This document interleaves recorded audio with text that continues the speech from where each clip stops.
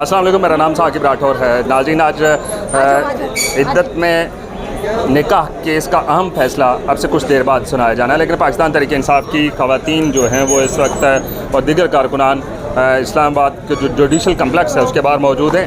अगर कैमरामैन दिखा सकें, एक खातून है, इन्होंने एब्सोल्युटली नॉट वाला ड्रेस पहना हुआ है। ये क्या आपको जहन में आई कि आपने एब्सोल्युटली नॉट वाला ही ड्रेस पहना? ये जी हम अक्सर और बेशतर पहनते रहते हैं और धरने के ज़माने में ही हमने बनाने शुरू किए थे ये वाले दुपट्टे और पीएम की तस्वीर वाली शर्टें, और धड़ल्ले से पहन के फिरते थे। अगरचे हमारे पीछे पुलिस भी लगती थी। अभी भी हमारी किसी खातून से उन्होंने शर्ट हटवा लिया है कि ये पहन के आप अंदर नहीं जा सकती ना, वो उसमें। तो ये कोई स्पेशल डिज़ाइन है? बस स्पेशल ही है, बस हमारे दिल से ये डिज़ाइन आते हैं तो हम ये बना लेते हैं। लेकिन मैं आपको जो बात बताऊं, ये एक्चुअली एक आइडियालॉजी है, एक फ़िलॉसफी है जिसके साथ हम खड़े हैं, एक नज़रिया है जिसके साथ खड़े हैं, और ये फिर उसको प्रमोट करने का एक। आज क्या उम्मीद है आपको फैसले की? जी, उम्मीदें तो हमारी बहुत बुलंद हैं और तरोताज़ा हैं, और इंशाल्लाह जो हम होप कर रहे हैं ना वो ये कि हमारे हक़ में फ़ैसला आएगा, क्योंकि ये इस केस में था ही कुछ नहीं। ये केस आपके पाकिस्तान अगर था नहीं तो क्यों लगा? मैं आप बताती ना क्यों लगा, तो आपको पता ही है कि क्यों लगा। लेकिन ये केस जो है ना, ये आप, मैं मासूम हूँ, मुझे नहीं पता।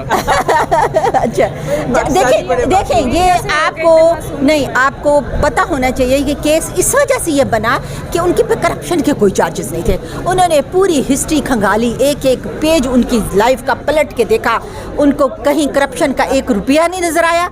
तो फिर उन्होंने कहा चलो इसमें पकड़ो, इद्दत के केस में पकड़ो। हालांकि ये भी नहीं बनता, आपको पता है। यानी कि अभी अल जज़ीरा की रिपोर्ट मैंने पिछले दिनों देखी और मैं उस पर कह रही थी कि ना आखिर इनको समझ में ये बात क्यों नहीं आती। अल जज़ीरा ने कहा पाकिस्तान के नाम पर बनने वाले मुल्क में, इस्लाम के नाम पर बनने वाले मुल्क में इस्लाम की पामाली का ये हाल है। इस्लाम क्या कहते हैं इद्दत के केस में? इस्लाम ने कहा खातून की गवाही इंपॉर्टेंट है। 39 डेज उन्होंने उसमें डिसाइड किए, उसके बाद उठ के आ गए केस में सज़ा सुना दी 7-7, 8-8, 10-10 साल की। अभी देखें, इतना ब्लाइंड कोई नहीं होता, अब तो सारी दुनिया को पता चल गया। आप क्या कर रहे हैं, किन हाल? अच्छा, आप ये बताइएगा कि एक वक्त था कि बुशरा बीबी अकेली अदालतों में आती थी, उस वक्त एक पीटीआई की एक खातून थी जो इनके साथ होती थी। अब ख़वातीन की बड़ी तादाद आना शुरू हो गई है, क्या वजह समझती हैं कि पहले क्यों नहीं लोग निकल रहे थे? देखें जी, पहले भी लोग निकल रहे थे, लेकिन अभी हालात ग्रेजुअली बेहतर हुए हैं ना, आपको पता? बेहतर हुए थोड़े बेहतर हुए हैं ना। देखें जजेस जो हैं वो उस तरह के नामालूम अफराद की इन्फ्लुएंस से आज़ाद हो के फैसले कर रहे हैं। आप ये जो डिसीजन हुआ है ना, इतना लैंडमार्क किस्म का डिसीजन है, इसकी वजह से वो जो आपकी जुडिशरी, आपकी पाकिस्तान की इज़्ज़त, पाकिस्तान की ख़वातीन की इज़्ज़त सारी जो तबाह हो चुकी थी ना पूरी वर्ल्ड में, वो दोबारा से रिस्टोर हो रही है। आज अगर फैसला आपके खिलाफ आता है तो फिर भी आपके यही अल्फाज होंगे जुडिशरी को लेकर?